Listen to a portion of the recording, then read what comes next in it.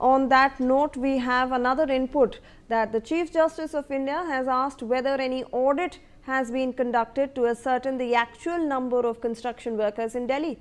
The CJI said that the Labour Welfare Department must oversee construction workers and ensure welfare measures are properly implemented. The Supreme Court cautioned that welfare schemes should not become tools for exploitation, stressing that benefits must genuinely reach marginalized workers and not remain token transactions linked only to Aadhaar accounts. The CJI suggested that the government should plan alternate employment options for construction workers during periods when construction activity is halted due to pollution controls.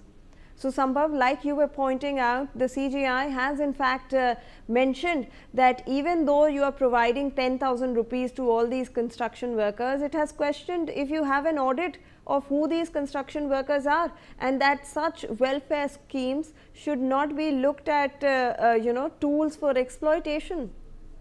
Well, absolutely. See, regulation of the construction activity is one of the tools to curb the pollution, especially under the stringent grab measures.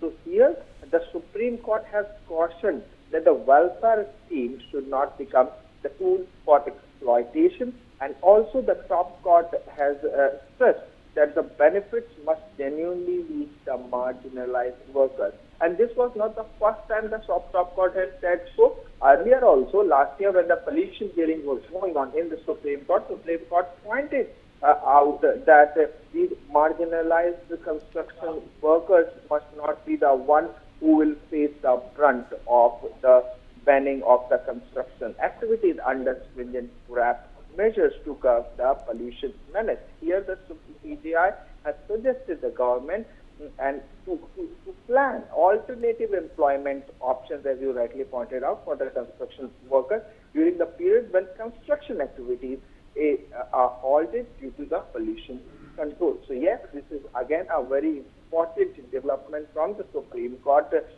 along with directing the MCD on the toll plaza and directing Commission for Air Quality Management on urban mobility and the stubble burning.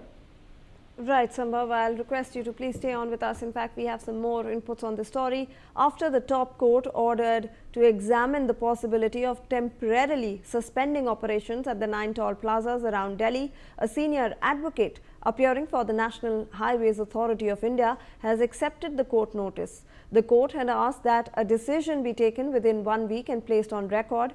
The bench also asked NHAI to consider relocating the 9 toll plaza collection booths currently operated by the Municipal Corporation of Delhi to locations where NHAI personnel can be deployed. The court suggested that a portion of toll revenue collected by the NHAI could be shared with the MCD to compensate for temporary losses arising from removal or shifting of the toll booths. So, Sambhav, could you take us through the details of this, please? Well, absolutely. Here, in the wake of the continuing poor quality air in Delhi, the Supreme Court has directed MCD to consider temporarily suspending this toll collection at the 9 toll plazas in the National Capital entry point. And what the top court has said, and it's in its order, that MCD is directed to cooperate on the issue and is to consider suspending operations at these 9 toll plazas for temporary periods. And this decision in this regard shall be taken within 1 week. So there is a 1 week window where MCD will have to take certain decisions on these 9 toll plazas. Because see, the air pollution, one of the major reasons pointed out by certain reports is the vehicular emission. So here, to curb that, to curb especially the traffic congestion, the Supreme Court has directed MCD to cooperate on this issue and suspend operation at these 9 toll plazas in the Delhi NCR region for the temporary period, and this decision is to be taken within 1 week and is to be placed on record. So in a way, the Supreme Court is asking the authorities to put whatever they are doing on record in the Supreme Court. So these authorities will have to now they are made answerable. They'll have to answer the Supreme Court. They'll have to put on record what exactly they are doing at ground zero, be it the National Highway Authority of India, be it the MCD, where it is asked to MCD to come up with this, to consider the temporary suspension of these toll collections.